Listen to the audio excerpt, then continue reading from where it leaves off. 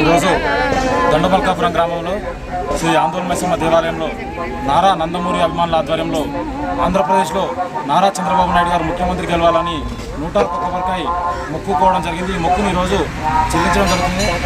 ఆంధ్రప్రదేశ్ భవిష్యత్తు కోసం నారా చంద్రబాబు నాయుడు ఎన్నుకున్న ముందుగా ఆంధ్ర ప్రజలకు ప్రత్యేక ధన్యవాదాలు. అదేవిధంగా ఈరోజు దేశాన్ని పాలించే నాయకుడుగా నారా చంద్రబాబు నాయుడు గారు ఇదే విధంగా 2 తెలుగు రాష్ట్రాలను కలుపుకొని 2 ముఖ్యమంత్రులు యథావిధిగా ఎటువంటి ఇబ్బందులు లేకుండా జరగాలని నేను కోరుకుంటున్నాను. ఆందోళన